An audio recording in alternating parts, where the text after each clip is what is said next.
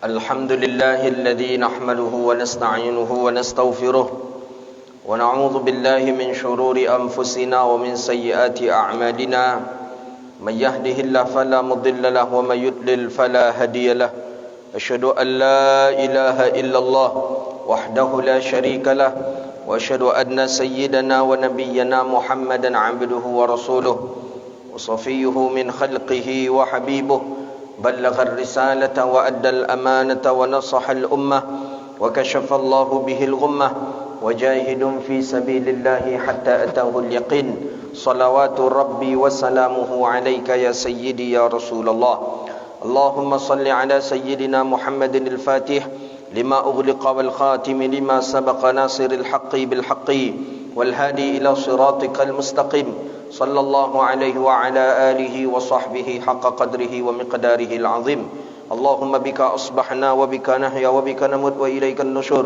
أصبحنا على فطرة الإسلام وعلى كلمة الإخلاص وعلى الدين النبينا محمد صلى الله عليه وسلم رضينا بالله ربا وبالإسلام دينا وبمحمد صلى الله عليه وسلم نبيا ورسولا أما بعد. Puja dan puji syukur kepada Allah. Alhamdulillah, di waktu yang mulia ini Allah masih izinkan kita untuk bisa duduk di rumah Allah, untuk duduk di majlis ilmu di taman surga, mendengarkan hadis daripada hadis-hadis ucapan daripada Rasulullah sallallahu alaihi wasallam. Kita bermohon kepada Allah, setiap saat hadis yang kita baca, mudah-mudahan kita nanti termasuk orang-orang yang ditunggu oleh Rasulullah di telaga Kautsar Nabi hendaknya. Amin ya rabbal alamin. Salawat dan salam kepada Nabi yang agung, Nabi yang mulia, Sayyidina Rasulullah Muhammadun sallallahu alaihi wasallam. Allahumma salli wa sallim ala Sayyidina wa Nabiyyina Muhammadin wa ala alihi wa sahbihi ajma'in. Salawatu Rabbi wa salamuhu alaika ya Sayyidi wa ya Habibi ya Rasulullah. Bapak Ibu hadirin yang dirahmati Allah, lanjutan kajian kita kitab Muwatta al-Imam Malik ibni Anas rahimahullahu ta'ala, Al-amalu fil ghaslil janabah. Hadis tentang mandi junub. Hadis sebelumnya tentang berwuduk atau batal wuduk seseorang yang mencium dia akan istrinya atau perempuannya. Ai qublatun imra'ah. Qublah mencium, laki-laki mencium perempuan, perempuan mencium laki-laki, kilahuma batal, keduanya batal. Itu hadis sudah kita baca sebelumnya. Hadis hari ini tentang amalan atau apa saja yang dilakukan oleh Rasulullah ketika Nabi mandi junub atau yang disebut dengan janabah. Mandi junub dengan nun, kalau jun dengan dal jundub ni, Jundub bin Junadah, itu nama Abi Zar Al-Ghifari. Abi Zar Al-Ghifari nama beliau Jundub bin Junadah, dengan dal bukan dengan nun. Kalau dengan nun junub ni junub, mandi junub. Apa saja yang menyebabkan seseorang mandi junub? Ada beberapa hal dalam fikih. Di antaranya haid bagi perempuan haid. Wan nufasa, perempuan yang nifas itu mandi junub mereka. Ihtilam, orang yang bermimpi. Mimpi di sini mimpi basah. Mimpi basah, mimpi hubungan suami istri, itu sebut dengan mimpi basah. Atau inzal keluarnya mani, baik tidak dari cara mimpi atau cara yang lain, tapi keluar inzal, maka tetap dia mandi junub atau orang tadi dalam keadaan berjunub. Tak apa-apa ya dah, cik memanuang aja nya. Keluar aja nya. Yang keluar tu inzal, yang keluar tu mani, wajib dia mandi. Jadi mani tadi keluarnya, sperma tadi keluarnya, imma karena dimasukkan kepada sesuatu seperti jima, atau imma karena disebabkan ihtilam bermimpi, atau imma kali yang ketiga disebabkan karena onani, nikah dengan tangan kata Rasulullah, atau imma disebabkan karena takhayyul. Takhayyul ni diam ni. Dia diam duduk saja, tapi pikirannya tak ke mana-mana pikirannya. Terbayang dahinya ada orang tadi buka baju, terbayang dahinya rasa-rasa inyo yang dekat orang tadi. Tiba je keluar inzal ni. Wajib orang tadi mandi. Itu junub juga namanya ini. Jadi 4 posisi ihtilam atau inzal. Baik laki-laki atau perempuan sama ni. Imma pertama karena masuknya sesuatu atau memasukkannya kepada sesuatu, disebabkan karena jima', inzal keluar sperma, wajib mandi. Yang kedua, imma ada kala dengan ihtilam, mimpi, mimpi basah, keluar sperma, mani, wajib dia mandi. Imma yang ketiga ada kala disebabkan karena bilyad, orang menikah dengan tangan, kata Rasulullah. Jadi sahabat bingung, mana bisa menikah dengan tangan? Maksud menikah dengan tangan adalah onani. Keinzal keluar mani, maka dia junub. Atau yang keempat karena takhayul, karena menghayal, memenuang, bok nikah, piti nak ada. Atau piti ada, orang nak ada keniu kawak. Jadi pebanyak memenuang dia apa tadi? Angku tadi memenuang dia apa? Angku memenuang seseorang katanya. Inzal keluar mani, maka dia disebut orang yang junub. Jadi junub disebabkan karena inzal keluar mani, ada 4 cara pahamnya. Pertama, disebabkan karena masuknya sesuatu kepadanya, atau ia masuk ke dalam sesuatu, atau jima', hubungan suami isteri. Kedua, disebabkan karena ihtilam, mimpi. Ketiga, disebabkan karena nikah dengan tangan atau onani. Yang keempat, disebabkan karena takhayul atau menghayal. Itu saja dia. Tak ada sebab yang lain, cuman 4 itu saja dalam fikih. Keluar inzal, keluar dia sperma, mani tadi, maka wajib dia untuk mandi. Ini dia. Qala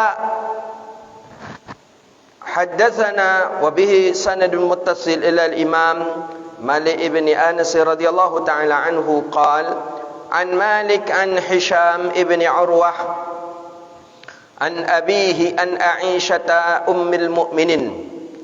Hadis ini daripada Imam Malik daripada Hisham ibn Urwah. Hisham ibn Urwah daripada bapaknya Urwah.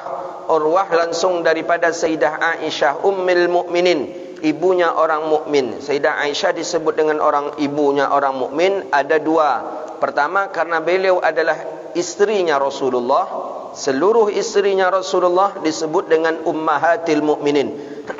Ibunya orang mukmin. Yang kedua, disebut Sayyidah Aisyah ummahatil mukminin karena Sayyidah Aisyah tidak memiliki anak. Jadi Sayyidah Aisyah tak memiliki anak, sehingga ada dalam satu riwayat pun disebut dengan Ummi Abdillah, ibunya Abdullah. Abdullah siapa? Siapa nama anaknya Abdullah, maka beribukanlah dia kepada Sayyidah Aisyah. Maka kalau kita tak tahu binti perempuan tadi, boleh kita bintikan kepada Abdullah. Atau tidak pun perempuan, laki-laki umpamanya, tak tahu siapa binnya laki-laki ini, memang tak tahu. Dia tak punya saudara, tak punya family. Orang di situ tak ada pun yang kenal dengan dia. Boleh membinkannya kepada bin Abdillah. Maka Sayyidah Aisyah karena tak memiliki anak tak ada Sayyidah Aisyah, maka Sayyidah Aisyah dibinkan kepada Ummi Abdillah. Ummi Abdillah, siapa saja daripada golongan manusia yang bernamakan Abdullah, maka ibunya adalah Ummil Abdillah, ibunya adalah Sayyidah Aisyatur Ridha radhiyallahu taala anha. Jadi ummahatil mukminin, ummil mukminin, Sayyidah Aisyah adalah ibunya orang mukmin. Anna Rasulullah sallallahu alaihi wasallam, kata Sayyidah Aisyah, anna Rasulullah sallallahu alaihi wasallam, bahwa Nabi sallallahu alaihi wasallam kana idza ghtasala minal janabati, apabila Nabi mandi junub. Nabi ada junub ustaz? Ada. Nabi junub. Nabi bukti junubnya dari Rasulullah, Nabi punya anak. Nabi memiliki anak, maka Nabi sallallahu alaihi wasallam pun junub. Kana idza ghtasala minal janabah, apabila Nabi mandi junub, apa yang dilakukan Nabi? Bada bi ghasli yadayhi, Nabi memulai dengan membasuh kedua tangannya. Jadi Nabi sebelum mandi itu Nabi cuci tangan dulu. Nah, Nabi dalam keadaan berjunub. Qabla ayyadakhaluhumal ina, sebelum Nabi memasukkan kedua tangannya ke dalam bejana atau sebelum mandilah Nabi mencuci tangan. Thumma tawadda kama yatawaddau lis-shalah. Kemudian Nabi berwuduk sebagaimana wuduk hendak melaksanakan salat. Jadi awal mula kita nak mandi junub, cuci tangan. Setelah cuci tangan, ambil wuduk seperti wuduk nak salat kita. Kemudian Rasulullah sallallahu alaihi wasallam yadkhulul asabi'ahu fil ma'. Nabi memasukkan tangannya ke air. Nabi membasahkan asabi' ni jari. Asabi'ah jari-jari jemari Rasulullah ke air. Fayukhallil biha usul sya'rah. Nabi masukkan ke dalam rambutnya. Kemudian Nabi yukhallil ni Nabi selang-selangi. Kalau bahasa kitanya Nabi pijit-pijit, begitulah kira-kira. Jadi masukkan, habis Nabi berwuduk, setelah Nabi berwuduk, Nabi basahkan jari jemari beliau, kemudian Nabi masukkan ke dalam rambut atau ke dalam bahagian kepala Nabi sallallahu alaihi wasallam. Begitu cara Nabi dalam mandi junub. Summa yusibu ala ra'sihi, kemudian Nabi menimba air salasatul ghurafat biyadaihi, dengan tangannya. Nabi mengambil air dengan kira-kira dengan 3 kali gayung, dengan tangannya Nabi ambil, dan itu Nabi basahi kepalanya. Jadi mandi junub tu memang awalnya dari kepala, bukan dari bahu, bukan dari wajah, tapi dari kepala. Diambil oleh Rasulullah lagi, Nabi basahi kepala, Nabi ambil lagi, Nabi basahi kepala. Thumma yafidul ma'ala jiddih kullih. Kemudian Nabi alirkan semua air tadi kepada jildih. Jildih ni kepada kulit, kepada tubuh Nabi seluruhnya. Ini metode Rasulullah sallallahu alaihi wasallam dalam mandi junub menurut hadis Sayyidah Aisyah. Jadi menurut Sayyidah Aisyah, kok tahu Sayyidah Aisyah Ustaz? Sayyidah Aisyah ni serumah dengan Nabi. Tahulah bagaimana cara Nabi mandi. Kecuali kalau yang menjelaskan Nabi mandi itu kita. Nabi mandi modeko tanpa menyebutkan sanad, itu dusta. Ini yang menyebutkannya adalah isteri Rasulullah sallallahu alaihi wasallam. Kata Sayyidah Aisyah, Nabi mandi junub. Sebelum Nabi mandi junub, Nabi basahi dulu tangannya, Nabi cuci tangan dulu. Setelah Nabi cuci tangan, Nabi pun berwuduk. Setelah Nabi berwuduk seperti wuduk salat, Nabi basahkan tangan Nabi, Nabi masukkan ke dalam rambut beliau. Kemudian Nabi mengambil air, kemudian Nabi letakkan air di kepala dengan 3 kali ghurafat, dengan 3 dayung. Kemudian Nabi alirkan, Nabi kusuk daripada seluruh badannya. Ini cara daripada mandi Rasulullah sallallahu alaihi wasallam. Jadi kalau begitu, ada di dalamnya yang hukumnya sunnah, ada di dalamnya yang hukumnya wajib. Mana yang sunnah menurut kita mazhab kita Syafi'i? Berwuduk sebelum mandi itu hukumnya sunnah. Berwuduk sebelum mandi hukumnya sunnah, bukan wajib. Tapi menurut Imam Daud Al-Zahiri, dalam mazhab Al-Zahiri, bahawa berwuduk sebelum mandi itu wajib. Jadi maksudnya Nabi melakukan itu menurut Daud Al-Zahiri itu sudah hukum wajib itu. Jadi tak boleh ditinggalkan. Kalau menurut kita, dalam mazhab kita Syafi'i, berwuduk sebelum mandi itu hukumnya sunnah. Kemudian mengalirkan air dengan asabi' dengan jari tadi kita meraba atau mengurut-urut daripada kepala. Ini qaul ada mengatakan hukumnya wajib, tapi menurut Syafi'iyul wal Maliki hukumnya sunnah, ai ghairal wajib, tak wajib. Sunnah juga hukumnya baru, memasukkan tangan ke dalam tadi. Adapun yusibu ala ra'sihi salasat, adapun yang mengambil air, membawa air ke kepala dengan 3 kali, kemudian meratakan tubuh, itu hukumnya wujub, itu hukumnya wajib bil ittifaq. Jadi mandi wajib tak bisa kita semprot-semprot sikit-sikit aja, tak bisa. Tak bisa.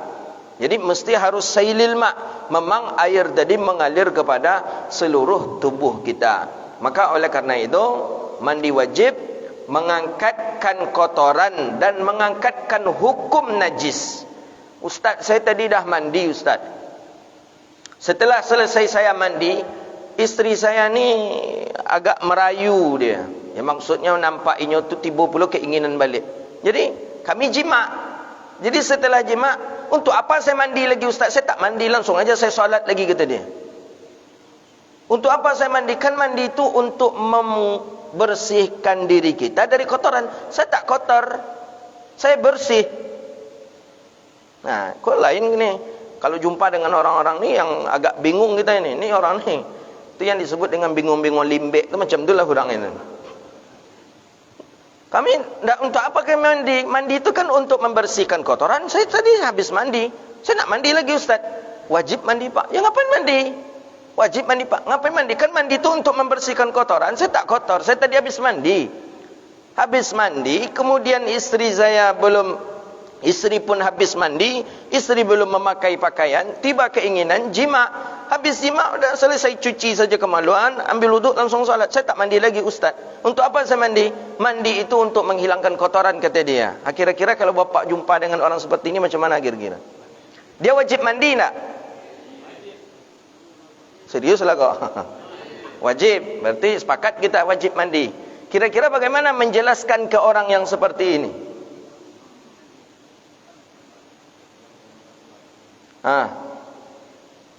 Ilat mandi itu, ingat, ilat itu alasan. Ilat alasan yang menyebabkan kita mandi bukan karena kotor saja. Sama halnya seperti ketika Sayyidah Aisyah dalam keadaan haid. Kemudian Nabi mendekati Sayyidah Aisyah, "Ana haid ya Rasulullah."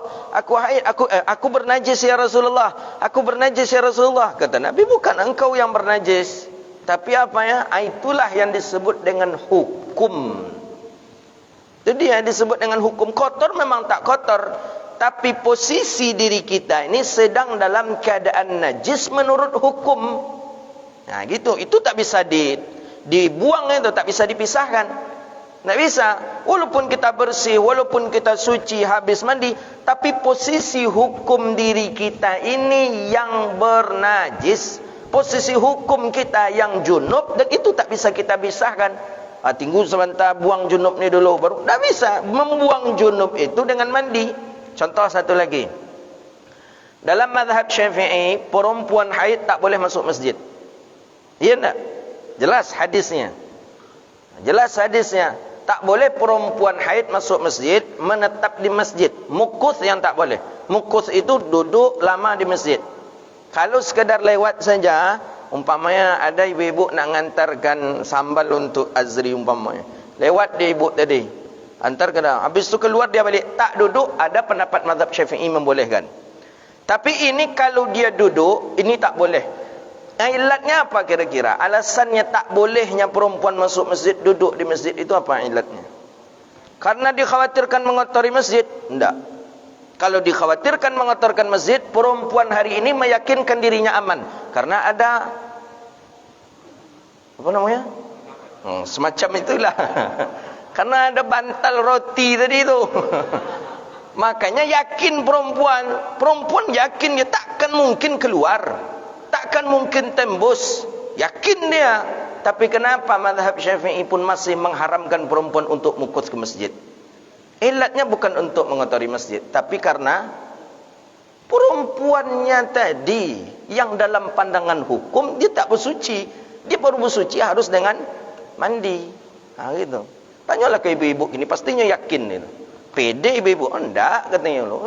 Bantalnya tu tebal akhi. Bukan bantal tipis ya. Jadi hukumnya tadi.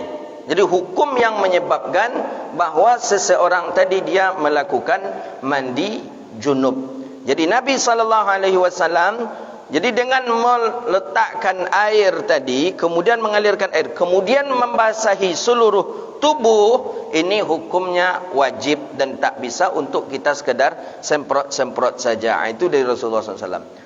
Kalau Imam Ghazali dalam kitab Bidayatul Hidayah lebih banyak lagi sunnahnya. Imam Ghazali menganjurkan mulai dari yang kanan 3 kali dulu. Jadi setelah berwuduk, ini dalam kitab Bidayatul Hidayah, habis berwuduk dan sebelumnya cuci tangan, setelah cuci tangan siwak, masuk gigi, setelah itu berkumur-kumur, masukkan air ke dalam hidung, berkumur-kumur, setelah itu berwuduk. Setelah berwuduk, maka dianjurkan oleh Imam Ghazali mengambil air dan memulai dari yang kanan 3 kali dulu. Kanan, sebelah kanan 3 kali. 1, 2, 2, 3. Itu sudah pakai niat. Bagian tengah 3 kali. 1, 2, 3. Bagian kiri 3 kali. 1, 2, 3. Itu dalam cara berwuduk dari mazhabnya, metodenya daripada Imam Al-Ghazali rahimahullahu ta'ala.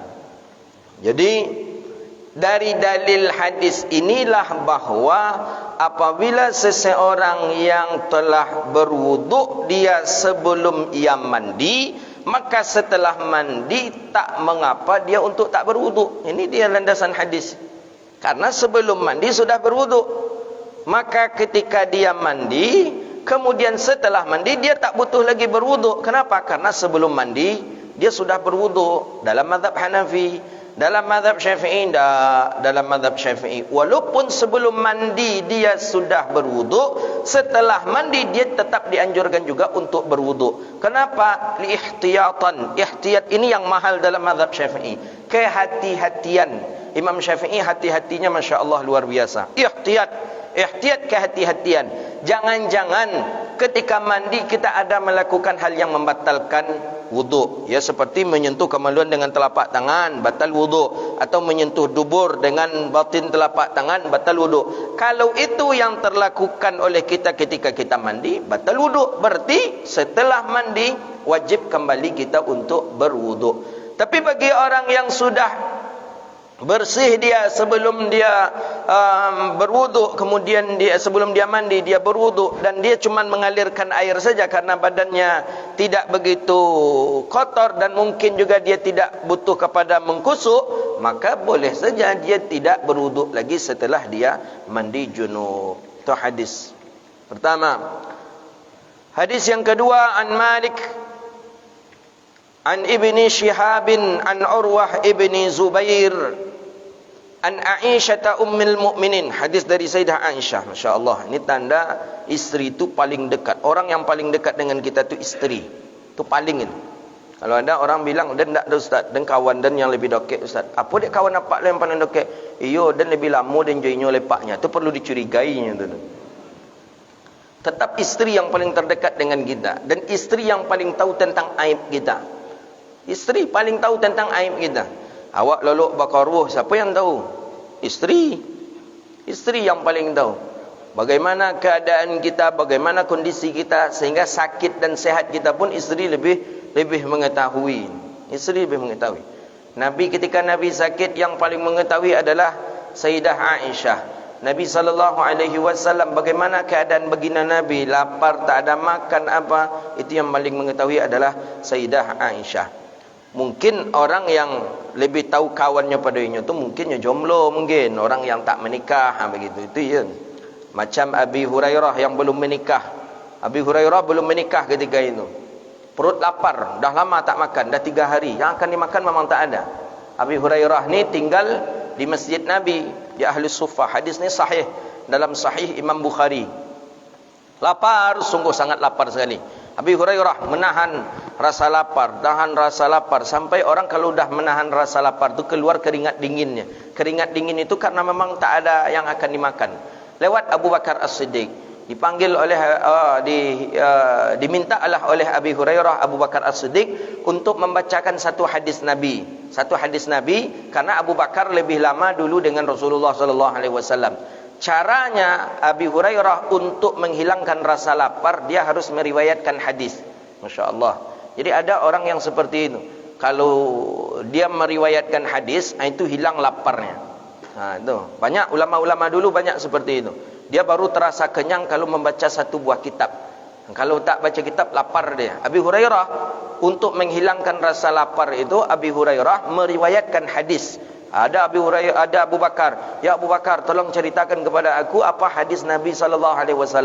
Abu Bakar tidak menghiraukan, Abu Bakar lewat. Kemudian datang Umar, Sayyidina Umar begitu juga. Ya Umar, tolong sebutkan kepada aku hadis Rasulullah SAW. Umar pun lewat. Nampak Umar lewat, tidak dihiraukan oleh Abu Bakar, tak dihiraukan oleh Umar. Kau perut lapar kau? Cara untuk menghilangkan lapar tu mesti meriwayatkan hadis. Tiba Rasulullah SAW. Lewat Nabi SAW. Nabi nampak wajah-wajah kawan-kawan yang loyo, yang alun makan, yang lapar tu nampak oleh Rasulullah.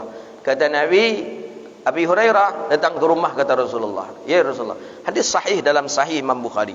Datang Abi Hurairah, Nabi lihat apa yang akan bisa diberikan kepada Abi Hurairah. Dicari oleh Rasulullah. Ternyata ada susu. Ada susu yang satu mok. Kalau menengok susu tadi itu, ya sedikit saja susu tadi. Tapi itulah mukjizat Nabi SAW. Kata Nabi, panggil teman-teman engkau yang ada di masjid. Ahli Suffah tu ada 70 orang. 70 orang yang dikhususkan oleh Rasulullah SAW, yang tinggal di masjid Nabi. Jadi masjid tu memang tempat tinggal juga sebagian. Ahli Suffah itu kadernya Rasulullah, 70 orang. Dipanggil oleh Abi Hurairah 70 orang. Kata Rasulullah, minumlah bergantian, kata Nabi. Minum sahabat satu, dah kenyang, minum pula sahabat kedua, kenyang, minum sahabat yang ketiga, kenyang, minum sahabat, sampai 70 orang sahabat itu meminum susu yang sedikit dan dalam keadaan kenyang. Pasti bagi Abi Hurairah masih ada tersisa, masih banyak tersisa. Isyrab, kata Rasulullah. Minum, kata Nabi.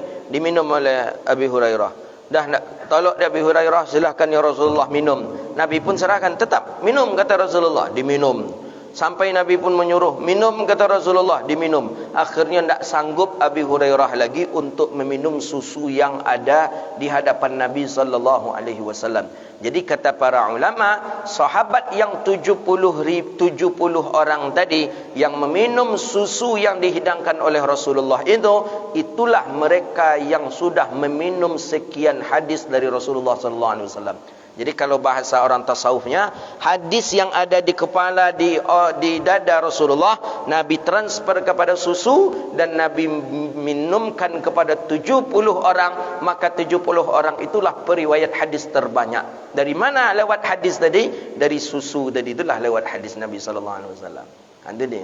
Oh, kaji macam ni tak termakan oleh Wahaboy ni. Wahaboy nya akalnya singkitnya. Jadi nak termakan yang macam-macam tu tak mungkin. Tak mungkin dah katanya. Aku tak mungkin. Kalau Allah Taala mungkin. Allah fa'ala lima yurid. Mungkin apabila tidak. Sama halnya dengan kisah yang pernah diceritakan di dalam mana? Dalam Majalis Susaniyah kalau tak salah, Syarah Arba'in Nawawiyah.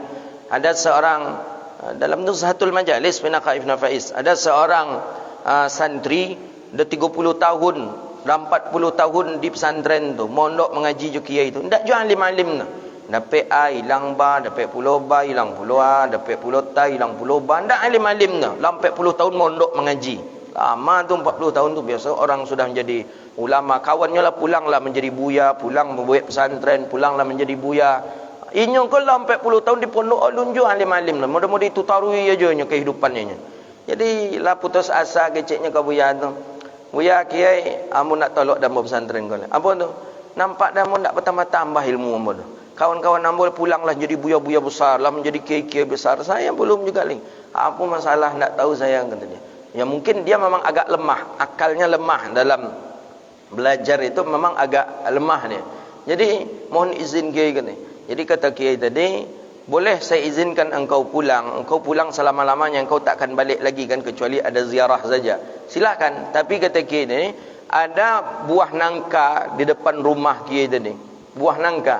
Engkau makan buah nangka tu sampai habis, jangan tersisa dan jangan engkau berikan kepada orang. Habis urus engkau.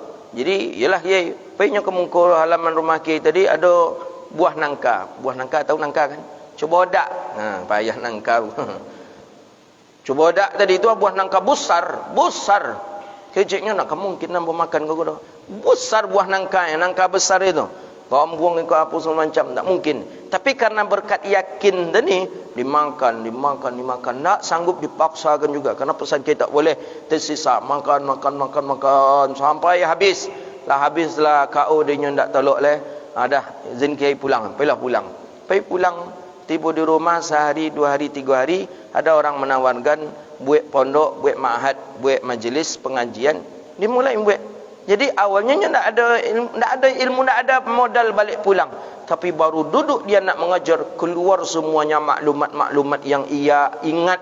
Datang saja ingatan itu. Mulai dari tahun pertama dia di pondok, ini yang dia dapat. Dia keluarkan semua. Habis itu balik dia langsung ke pondok.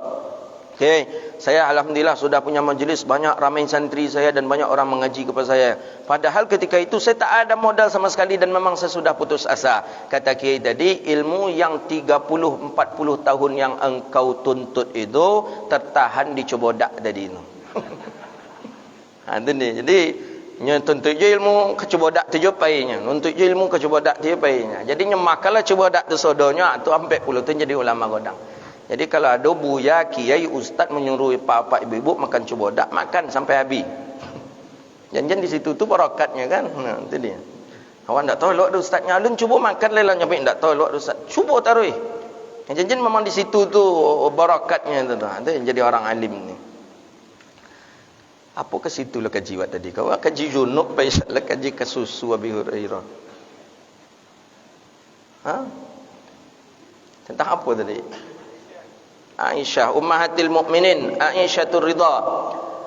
An Ibni Shihab an Urwah ibn Zubair an Aisyah ummul mukminin radhiyallahu taala anha anna Rasulullah sallallahu alaihi wasallam kana yaghtasilu min ina'in huwa faraq minal janabah. Jadi Nabi ni punya farak namanya. Farak ni ada yang mengatakan sejenis timba, ada juga yang mengatakan sejenis tempat. Tempat apa ya? Baktub ya kalau kita yang hari ini ya yang mengatakannya. Tempat berendam itu. Jadi bahwa Rasulullah sallallahu alaihi wasallam kana yaghtasil min ina, Nabi mandi dengan memakai ina. Ina ni alat bejana lah begitu dia, yang disebut dengan farak minal janabah daripada junub. Jadi Nabi ketika mandi junub Nabi pakai timba, pakai dayung. Berapa ukuran farak itu?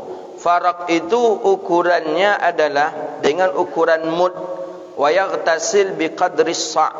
Jadi Nabi SAW berwuduk dengan memakai mud. Jadi wuduk Nabi 1 mud. Dan mandi Nabi memakai sa'. Mud itu berapa? Mud itu 1 sa' 4 mud. 1 sa' 4 mud. 1 sa' itu 3 kilogram kita. Itu 1 sa'. Sedangkan 1 mud berarti 7 on ya. Karena 1 sa' 4 mud. 1 sa' 4 mud. Berarti 1 mud berapa? Ya 7 on lah ya. Karena 1 sa' itu 3 kilo. Kalau 1 sa' 3 kilo berarti 1 mud 7,5 on. Ya 7,5 on kira-kira. Jadi Nabi, ukuran Nabi berwuduk sedikit saja kan air Nabi berwuduk. Dengan mud 1 mud Nabi berwuduk. Berarti ukuran airnya cuman beratnya sekitar 7,5 on. Kira-kira kalau ini berapa ini? Kalau beratnya berapa ini? Ada berat ini sekitar 500 on? Enggak. Berarti sekitar 4 inilah kira-kira. Ada 4 ini atau 5 inilah Nabi berwuduk. Jadi Nabi itu hemat sekali dengan memakai air. Sangat hemat Rasulullah memakai air. Tidak boros Nabi SAW memakai air. Dan itu dipraktekkan oleh orang-orang Afrika, orang-orang Sudan. Ya maklum juga karena di daerah mereka susah air. Begitu dia. Kalau daerah kita banyak air, banyak air. Di atas ada air, di bawah ada air. Di tengah-tengah ada juga air, pipis. Anna Rasulullah SAW. Jadi farak mud.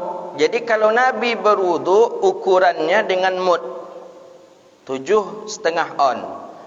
Dan kalau Nabi mandi dengan ukuran sa'. Sa' berarti 3 kilo air. 3 kilo air ni sama nak dengan 3 liter? Beda, sama. Begitulah kira-kira berwuduknya Rasulullah SAW. Bisa dengan membersihkan daripada seluruh daripada tubuhnya baginda Nabi sallallahu alaihi wasallam. Qal hadis berikutnya, qala Nabi sallallahu alaihi wasallam, hadis an Malik an Nafi'. Ini beda lagi sanadnya. Daripada Imam Malik an Nafi' anna Abdullah ibn Umar. Ini Abdullah ibn Umar ibn al-Khattab. Kana iza ghtasala minal janabah. Nabi sallallahu alaihi wasallam apabila mandi daripada junub, mandi junub, maka Nabi memulai dengan mencuci ala yadaihi, tangannya yang kanan. Jadi Nabi kalau mandi junub, Nabi cuci dulu tangan yang kanan. Tangan yang kanan dengan tangan kiri. Jadi Nabi ambil air, Nabi cuci tangan kanan. Setelah Nabi cuci tangan kanan, kemudian Nabi pegang daripada dayung tadi, Nabi istinja. Nabi cuci kemaluan dengan tangan kiri berarti. Thumma madha, setelah itu Nabi berkumur-kumur. Kemudian Nabi istinthar, memasukkan air ke dalam hidung. Setelah itu Nabi membasuh wajah. Ni tak berwuduk ni. Nabi basuh wajah. Kemudian setelah Nabi basuh wajah, pas di bagian mata Nabi percikkan air. Ada sebagian mengatakan bukan dipercikkan seperti ini oleh Rasulullah, tapi diambil air, diusap oleh Nabi SAW mata beliau dengan memakai air. Begitu dia. Kemudian Nabi setelah itu barulah Nabi basuh tangan kirinya. Setelah Nabi basuh tangan kiri, barulah Nabi mandi mulai dari kepala sampai ke bawah. Kemudian Nabi ratakan air daripada tubuh beliau. Ini yang meriwayatkan Abdullah ibnu Umar. Yang tadi meriwayatkannya Sayyidah Aisyah. Kira-kira kita memakai yang manakah kita? Sayyidah Aisyah kah yang kita pakai atau Abdullah ibnu Umar? Pertanyaan, kenapa Abdullah ibnu Umar tahu tata cara mandinya Rasulullah? Abdullah ibnu Umar orang yang sering menyediakan air untuk mandi Rasulullah. Abdullah ibnu Umar ketika Nabi nak mandi, Abdullah ibnu Umar menyediakan air. Ketika Nabi nak berwudu, Abdullah ibnu Umar menyediakan air. Ketika Nabi nak salat tahajud malam, Abdullah ibnu Umar yang membentangkan daripada sajadahnya. Jadi kata Abdullah ibnu Umar, Nabi kalau mandi junub, Nabi cuci dulu tangan kanan. Setelah tu Nabi istinja. Setelah Nabi istinja, Nabi kumur-kumur. Setelah Nabi kumur-kumur, Nabi memasukkan air ke dalam hidung. Kemudian Nabi basuh wajah. Kemudian Nabi percikkan air kepada mata baginda Nabi SAW. Nabi cuci tangan kiri. Kemudian barulah Nabi mandi mulai dari kepala. Kemudian mendatarkan daripada seluruh tubuhnya. Jadi menurut hadis riwayat Abdullah ibnu Umar, Nabi tidak melakukan wuduk sebelum mandi. Makanya dalam mazhab Imam Syafi'i, berwuduk sebelum mandi hukumnya sunnah, bukan wajib. Kenapa? Karena sahabat tidak sepakat tentang Nabi berwuduk sebelum mandi atau tidak. Dalam hadis riwayat Sayyidah Aisyah, Nabi berwuduk. Riwayat Sayyidah Abdullah ibnu Umar, Sayyidina Abdullah ibnu Umar, Nabi tidak berwuduk. Jadi ada khilaf dari kalangan sahabat. Maka kalau ada khilaf dari kalangan sahabat, maka mazhab Syafi'i mengambil jalan tengah, yaitu sunnah bukan wajib. Jadi kita nak berwuduk ketika sebelum mandi silahkan. Yang nak pun berwuduk juga tidak apa-apa. Tapi memang paling afdal tentu kita amalkan sunnah daripada sunnahnya Rasulullah sallallahu alaihi wasallam. Ini. Jadi sunnah Nabi mesti untuk kita amalkan. Satu hadis lagi. Setelah itu baru masuk tentang wajib mandi apabila bertemu dua yang dikhitan. Dua yang dikhitan, dua yang disunat. Ini dalil hadis besok ini. Besok tentang perempuan tu wajib dikhitan atau tidak. Ini hadisnya. Nabi jelas mengatakan khitanani, apabila bertemu dua yang dikhitan. Apa maksud dua yang dikhitan? Tak mungkin sunat laki-laki je laki-laki. Tak mungkin. Jadi dua yang dikhitan, khitannya laki-laki, khitannya perempuan. Bertemu, maka wajib mandi. Itu hadis pekan depan. Hadis terakhir hari ini. Qala haddathana Malik annahu ballaghahu anna Aisyah ummul mu'minin.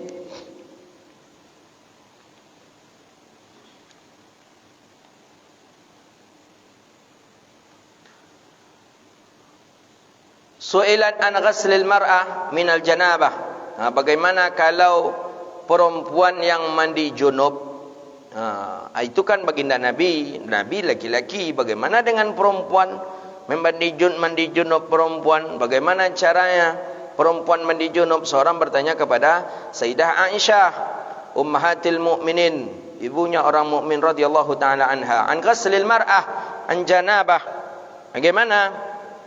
Faqal, maka berkata Sayyidah Aisyah bahawa perempuan mandi junub ia hendaklah dia menekankan atau menggusukkan daripada kepalanya dengan 3 hafna minal ma', ambil air sambil memasukkan tangannya ke dalam rambutnya, ambil air. Kemudian dia mesti untuk menggusuk bagian daripada lipatan-lipatan tangannya, lipatan perutnya, lipatan tubuhnya, dan melalukan tangannya ke seluruh tubuhnya. Jadi kalau perempuan, ya memang harus ada dikusuk dia. Karena perempuan ni banyak lipatan-lipatan tubuhnya tu banyak. Nah, kalau kita laki-laki tak banyak lipatnya dah. Kalau perempuan banyak lipatan-lipatan daripada tubuhnya, maka perempuan mesti harus melalukan tangannya. Dalam arti kata mesti harus menggusuk daripada tubuhnya. Jadi itu kata Sayyidah di dalam hadis ini. Kemudian disebutkan wal tatghath, dengan cara menjentaikan menjatuhkan rambutnya, kemudian dengan membasuhnya, kemudian kemudian dengan seperti mengurailah, begitu dia mengurai daripada rambutnya, kemudian ia basuh kembali dengan 3 kali basuhan. Dalam arti kata, kalau perempuan memang membutuhkan banyak air. Jadi seperti perempuan tadi keramas dengan memakai samponya, dengan memakai wangi-wangiannya, memang dia harus banyak untuk menggunakan air. Apalagi perempuan setelah mandi daripada haidnya, umpama perempuan haid, ada perempuan yang tipenya berbaun ketika dia haid, dalam fikih disebutkan. Ada yang memang tidak, cuman bagaimana dengan kondisinya yang apabila dia berbaun itu, itulah yang membutuhkan dengan wangi-wangian. Itu dia. Jadi butuh wangi-wangian, butuh harum-haruman agar tidak terjadi fitnah, begitu dia. Maka salah satu syariat Islam melarang seorang perempuan atau laki-laki menggauli istrinya yang sedang haid, salah satunya tadi, karena tidak menimbulkan ghirah dan akan menimbulkan kemalangan atau celaka karena menimbulkan rasa tak suka lagi kepadanya, disebabkan karena baun daripada tubuhnya. Hadza wabillahi at-taufiq, wallahu a'lam bissawab. Insyaallah pekan depan tentang idzal taqa khitanani, apabila berjumpa 2 yang dikhitan, 2 yang disunat, maka wajiblah untuk mandi. Hadza wabillahi taufiq. Ada pertanyaan? Silakan. Silakan. Assalamualaikum warahmatullahi wabarakatuh.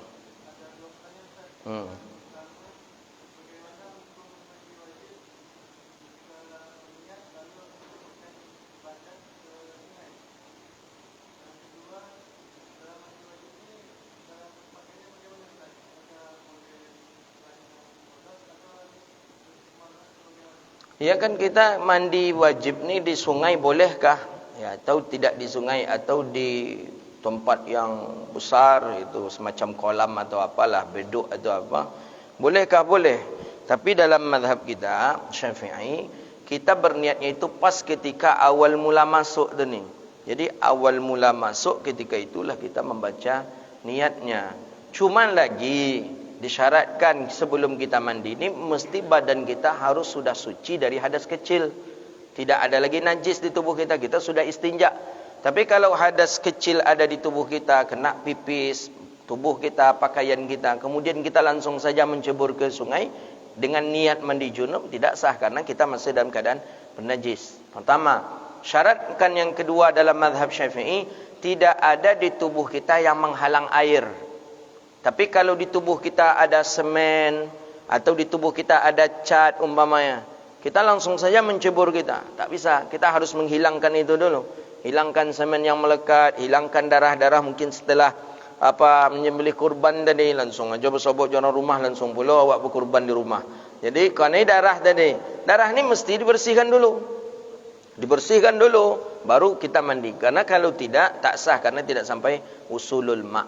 Begitu ni. Harus suci daripada hadas kecil, yang maksudnya harus istinja, bersihkan dulu daripada najis, dan pastikan seluruh tubuh kita tidak ada satu pun yang menempel, yang menghijab air atau yang menghalangi air. Begitu ni.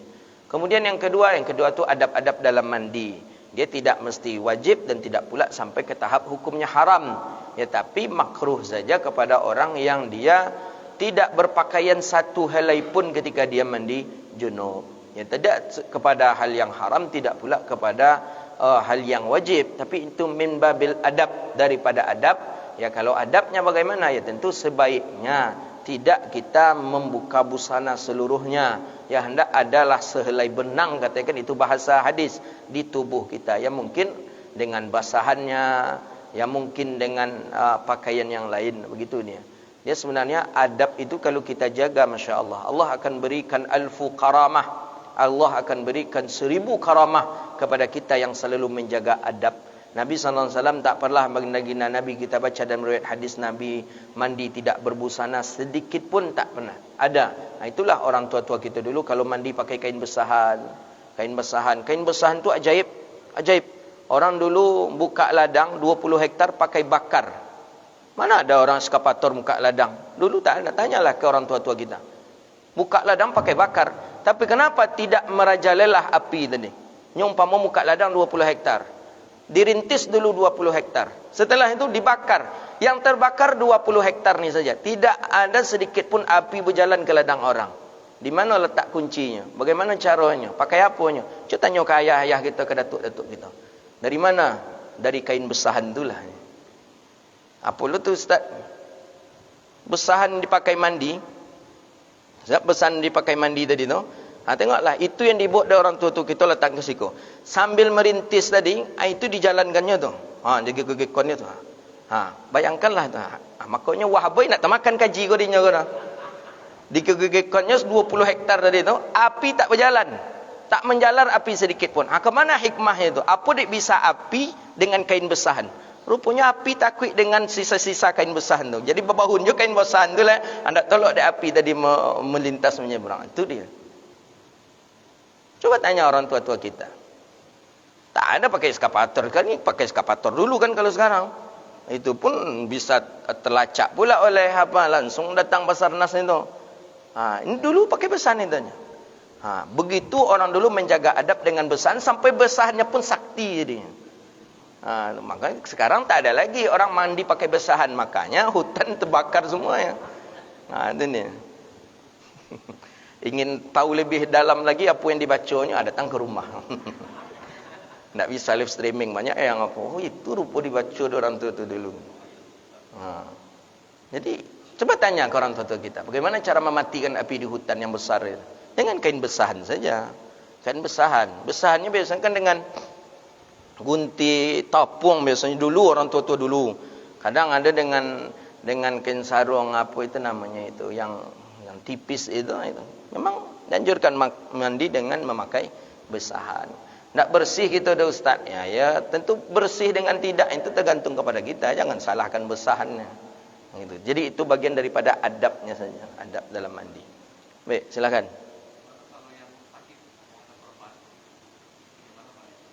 Jadi orang yang sakit dengan yang perban yang tidak bisa dibasahkan atau dilarang yang dibasahkan oleh doktor, ya dia mandi semisa dia saja dulu. Jadi umpamanya bagian yang bisa dia basahkan, kemudian yang bagian tadi cukup ia dengan menyapunya saja. Tapi dalam mazhab Syafi'i tetap orang ini dianjurkan untuk tayammum. Kalau itu bagian daripada anggota tubuhnya.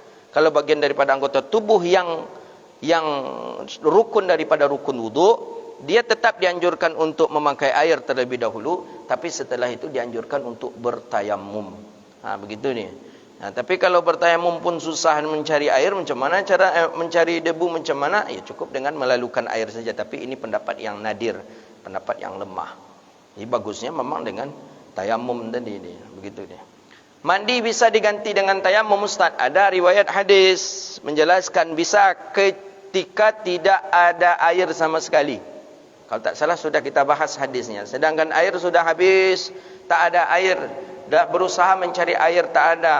Minta ke sana tak ada, cari ke sana tak ada, cari ke sana, berjalan mencari air, tak ada lagi air. Waktu solat nak masuk, bagaimana caranya? Boleh bertayamum terlebih dahulu untuk salat, tetapi nanti setelah jumpa air maka kita tetap wajib untuk mandi. Begitu dia.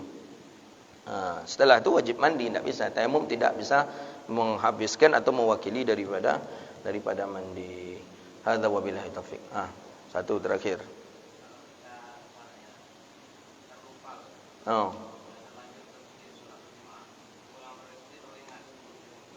Wah, tu nikmat betul lah tu. Awak pergi ke masjid salat, salat berwuduk tadi, habis berwuduk langsung salat subuh ke masjid. Setelah selesai salat subuh baru ingatnya karena pulang ke rumah nampak orang rumah basah rambutnya. Apa basah rambut? Mandi bang. Abang lu mandi lah. Halun ni abang. Belum kata abang yang tadi. Ini macam mana umpamanya kan? Kita tidak ingat. Ya, pernahkah itu terjadi? Pernah, banyak itu terjadi. Jadi bagaimana? Ya, wajib mandi. Salat tadi kalau dah habis waktu qada. Kalau tidak wajibnya ada. Tak berdosa kita ustaz? Tidak, karena kita tak tahu. Karena kita lupa. Ya, orang lupa tidak takluk hukum. Tapi salat tetap wajib. Kamu yakin di antara kita kau pasti pernah melakukannya? Pasti. Jangankan kita, Nabi saja pernah. Hadis dalam Sahih Bukhari. Hadis dalam Sahih Bukhari. Jadi Nabi kan sallallahu alaihi wasallam, masya-Allah. Tapi hikmahnya luar biasa. Hikmahnya itu untuk kita. Untuk kita hikmahnya. Jadi setelah di rumah siapa Nabi? Entah di rumah Ummu Habibah, entah di rumah Ummu Salamah Nabi. Jadi ketika itu Sayyidina Bilal azan Bilal. Nabi kan Rasulullah tidur kan 3 kali dalam satu hari. Tidur qailulah sebelum zuhur, tidur antara Isya dengan tahajud, tidur setelah tahajud, tidur antara Isya, setelah salat Isya sampai tahajud, itu tidur Nabi. Tahajud Nabi bangun. Setelah tahajud Nabi tidur lagi sampai waktu subuh masuk. Nah, ini tidur Rasulullah, jarang di dalam kamar. Ini tidur Nabi di sajadah beliau saja. Jadi Nabi ini jima sallallahu alaihi wasallam setelah tahajud. Setelah tahajud jima. Setelah jima Nabi ya dengan membersihkan kemaluan, Nabi berwuduk, kemudian Nabi tidur menjelang waktu subuh masuk.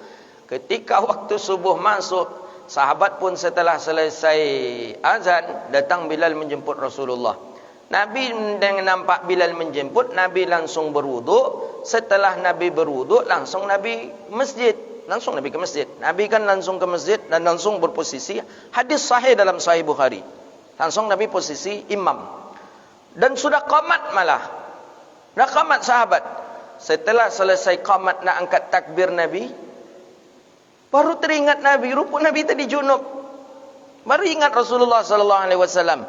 Kata baginda Nabi kepada para sahabat Nabi sallallahu alaihi wasallam, intadhir. Ada dalam satu qaul Nabi tak mengatakan apa-apa. Nabi langsung saja keluar. Nabi keluar lama. Sahabat pun berdiri karena sudah berdiri salat. Lama Nabi, lama betul sahabat menunggu Rasulullah sallallahu alaihi wasallam. Setelah itu kata sahabat, Nabi masuk dan rambut Nabi dalam keadaan basah. Berarti tadi kok Nabi pergi keluar tadi Nabi mandi junub berarti. Nah, Nabi pernah.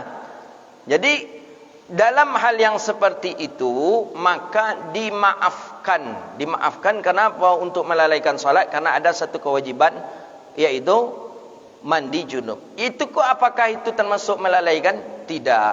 Nah, jadi berbeda kita dengan Rasulullah. Kalau Nabi ingat tadi menjelang salat, awak ingatnya lah menengok orang rumah rambutnya basah.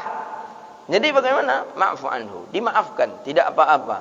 Cuman mandi tetap wajib, salat wajib diiadah ulang lagi kalau masih ada waktu. Tidak ada waktu maka wajib untuk diqadha. Itu dia. Jadi Nabi pernah mandi junub, ya, sudah balik dari masjid, Nabi pulang ke rumah mandi junub dan mandi Rasulullah, kemudian Nabi balik lagi ke masjid dan rambut Nabi sudah dalam keadaan basah. Itulah, hadza wabillahi taufik.